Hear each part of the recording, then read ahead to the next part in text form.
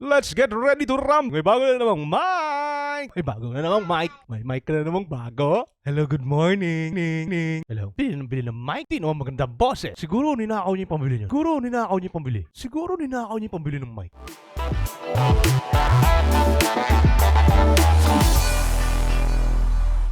Hello there, and we are back with another unboxing and quick fire review video for another microphone.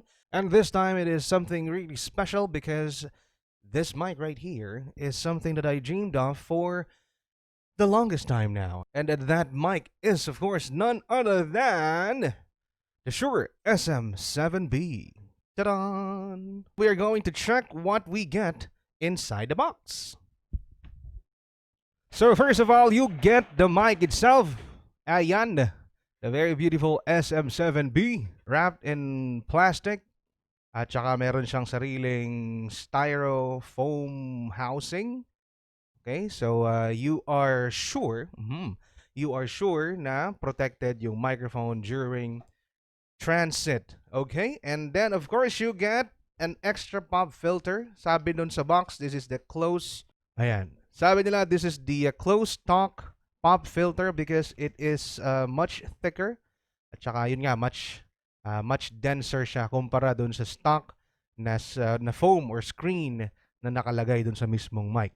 And then you also have your branded ang tawag dito, branded strap. And you also have a green sticker. Ayan, black and green sticker. At we have some documentation, yung warranty card, and then of course we have the user manual at yung mga reminders before you plug in or before you use the microphone. Okay, so that is all that you get out of the box. The next part of this video, you'll be hearing me talking directly dyan sa ating Shure SM7B in 3, 2, 1. Alright, so now you can hear me directly from the Shure SM7B, and I must say, the audio that you are hearing right now is unprocessed except for the fact na na-boost siya ng konti because the mic is, this mic right here is known to have a very low signal. So now we go to the specs of this microphone. Of course, this mic is a dynamic microphone, meaning to say hindi niya kailangan ng phantom power. So the main difference between a dynamic microphone and a condenser microphone is that a dynamic microphone does not accept 48 volts of phantom power, and a condenser mic is going to require 48 volts of that sweet phantom power. Kaya this is also the reason why bakit sinasabi nila na gain hungry ang dynamic microphones in general, kasi they don't have that extra power coming from your audio interface or a dedicated phantom power unit.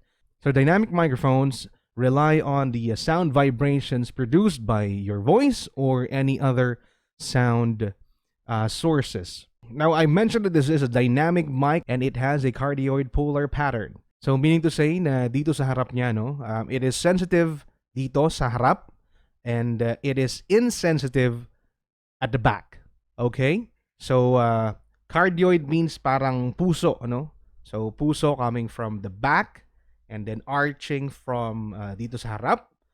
So, if we turn the microphone to the side, ayan, medyo nabawasan yung response niya or yung volume ng boses ko. And if we turn or if I speak behind the microphone, halos wala ka na maririnig.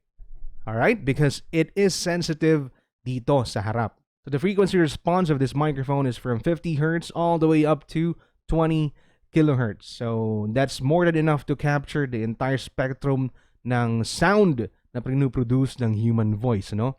And that's also perhaps the reason why this microphone sounds amazing because of that wide frequency response. And this mic has an impedance of 150 ohms. It has an output level of -59 decibels. So, maraming nagsasabi, in order for you to be able to drive this microphone is that kailangan nung USB audio interface or nung mic amplifier or preamp na magkaroon ng at least 60 to 65 decibels of gain, that is clean gain, para mapatunog yung mic na to. Because of that negative 59 decibels, you need to compensate, and you need to compensate for that output level para marinig yung boses mo ng maayos from this mic. At this time, nakasaksak itong mic na to sa audio interface ko na i-review din natin soon. It is the Moto M2 because it's known to have a very clean gain even if you turned it all the way up to close to 100%. So we have the switches. However, nakalimutan ko sabihin to kanina, the box, dumi ng daliri ko, kumuha ko ng barangay clearance at saka sedula eh. Ang hirap tanggalin. Ayan, I forgot to mention that the package of the microphone also comes with this, ano ba tawag dito? Parang circular cover dito sa likod because the mic has two switches. We have bass roll off that cuts off any signal below 50 Hz. Ayan, feeling ko wala namang boses na kayang bumaba ng 50 Hz, what that does is kung meron ka narinig very slight humming or buzzing sound, you can switch the bass roll off para tanggalin yung yung sound na yon, annoying sound. And then the mid-range boost, you can turn that on if you want to have a clear frequencies. If you want to have a clear mid frequencies, ayan. Pero my settings, but the settings that I have right now is totally flat. Hindi wala naka-activate either of these switches. Yan, gusto ko flat lang. Okay. So microphone connection, of course, is an XLR to female to male XLR. And then the last thing that we must mention, the mic weighs at 765 grams. It is almost 1 kilo. Ayan, for this tiny mic compared to my Rode Procaster, medyo mabigat siya. So you need to have a sturdy boom arm or a mic stand to hold this microphone in place. So please do not use this microphone with the cheap Lazada or Shopee boom arm dahil po baka masira or masayang lang yung investment mo. If in any case na yung mic boom arm na yan mabali or matanggal sa pagkaka-mount because of the sheer weight that this microphone has. Now, let's talk about or quickly discuss the features that this microphone has. I'm reading these features directly from Shure's website. So it has a flat, wide-range frequency response for exceptionally clean and natural reproduction of both music and speech. So when we say flat when it comes to microphone or flat-sounding microphone, that means that it would sound naturally, diba? But in the case of the SM7B, in my ears, hindi siya totally flat eh. Meron siyang I like the response. I like the mid-range response all the way up to the high frequencies kasi hindi siya nakakasakit sa tenga. Unlike the Rode Procaster that I have that has quite an emphasis. I mean, masyadong na-emphasize yung higher frequencies na pag may S and Z sounds akong binabanggit, sobrang sobrang parang irritating nung tunog. But this mic is able to control that quite decently. But the response of this microphone sa boses ko all down to the lower range, down to the lower frequencies of this voice that you hear right now is parang yun nga medyo na-emphasize. Medyo mas radio-like. And that I think is the reason why a lot of experts or radio personalities are calling this microphone a warm sounding microphone kasi andun yung para kaniyayakap ng tunog whenever you speak, especially if you speak closely doon sa mic Okay, so this microphone also has an improved rejection of electromagnetic hum, which is true because it's well shielded. Part yan nung binayaran mo dun sa mic So it has a high resistance when it comes to electromagnetic buzzing noises. So this mic also features an internal shock mount. So sabi nila, hindi ko alam kung ayan. Naririnig pa rin naman. Ayun. But I'm trying to bang my desk and see if ayan. And see if it is effective. Alright, and another feature of this microphone is the mounting itself. Ayan, we can freely adjust the microphone kung gusto mo yung orientation niya, because it also has this tilt and ano ba tawag dito? Ayan, you can tilt it and pan camera, di ba? Kasi ano ba tawag dito? Yung sinasabi nilang yoke mounting with captive stand nut for easy mounting. Ayan. So mahigpit dito. Ayan. Pero pwede mo pa rin siyang iikot, which is very helpful kasi may mga may mga microphone, yung ibang mic na gamit ko like the Rode Procaster, na kailangan mong yung buong mount kailangan mong iikot. Itong nut lang na to, yung captive stand nut na tinatawag, this one. Okay, that's a huge plus for this microphone. And yun nga, talagang you have the freedom to move it around, na hindi nag-aalala na baka bigla lumuwag yung pagkaka-mount dun sa boom arm o sa mic stand. And lastly, rugged construction.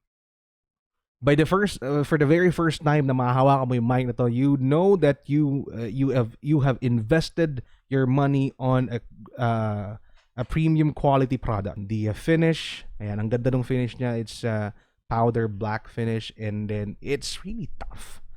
Yeah. Yung exaggeration na laging ginagamit ng mga mic enthusiasts that you can hurt someone with this microphone, that is also true. Very, very true with the Shure SM7B. Okay? All right. So that's it for the features. Now we go to the quick thoughts that I have for the very short time that I was able to use this microphone. Unang-una, I am very much satisfied with the purchase because of, number one, of course, is how it sounds. It sounds way better than dun sa ang tawag dito? It sounds way better than my Rode Procaster, which is already a great microphone. I'm not saying that the Rode Procaster is a bad microphone. Hindi po yun ibig sabihin. I just love how my voice sounds with this microphone right here. I think it complements the way I sound. Yun yung siguro yun, ano. And I really love yung clear yung high frequencies niya without being too harsh to the ears. No? Parang malambing pa rin yung high frequencies despite the fact that it is really clear. I can enumerate all of the things that I love about this microphone, but at the end of the day, what matters is, of course, how it sounds, how it performs. And wala na akong mahihiling pa when it comes to this microphone. The mic looks good. It looks yayamanin. But I guess the only con, or the only downside that I can think of this microphone is the price.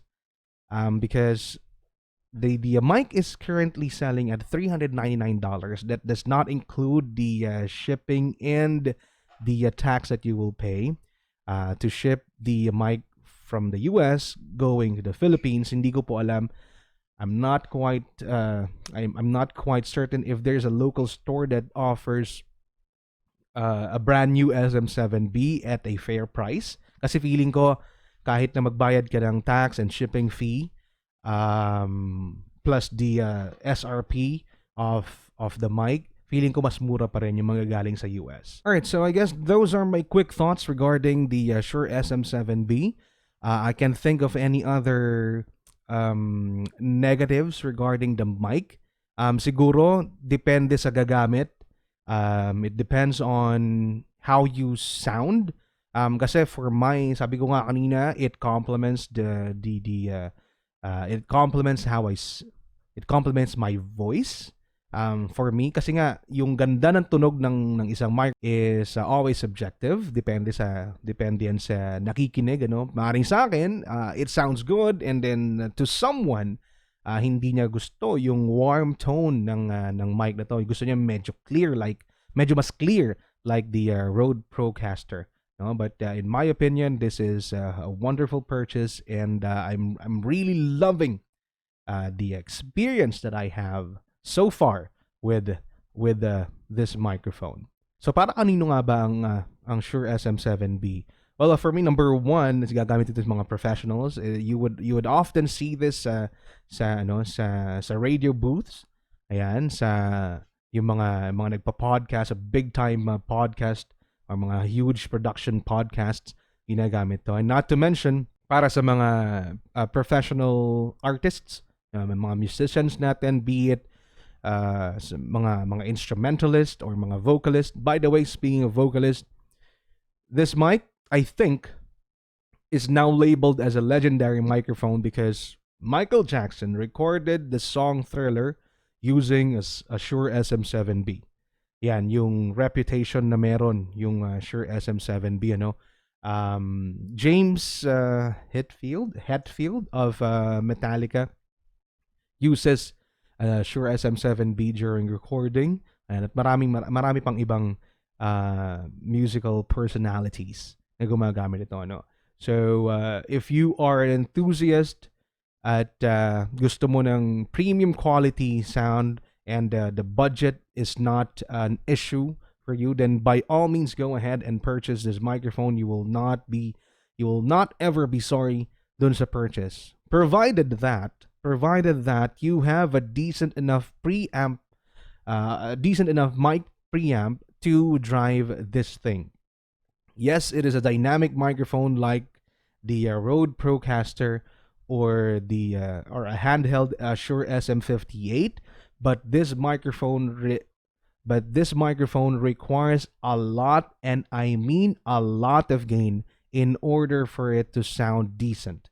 Okay? Kung sa tingin mo hindi enough yung power ng USB audio interface mo and you will be using this to stream, then perhaps think about purchasing this mic. Kasi baka biglang dumating yung mic and then hindi mo chinek kung kaya nung USB audio interface mo na i-drive to microphone na to, baka malungkot ka, no? Right? So if you will be purchasing this microphone, make sure that you will also be purchasing an audio interface or a mic preamp that is powerful enough to drive this microphone. And what I mean by powerful enough, make sure that it has a clean 60 to 65, at least 60 to 65 dB of gain para magamit mo ng maayos yung mic. So, I guess that is it. Thank you for watching this video. Kung sa tingin mo informative at na-entertain ka dito sa video nito, give it a like, and if you think na nakaka-boring at nakakainis tong content na to, give it a thumbs down. And if you want to see more of your Tito Pabs, please consider subscribing. Share nyo sa mga friends nyo. Chismis nyo ako sa mga friends nyo.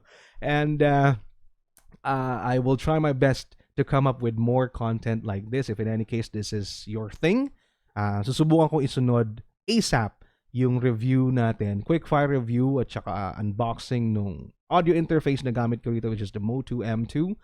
Thank you so much. Have a great day. This has been your Tito Pab saying, stay down, stay brown.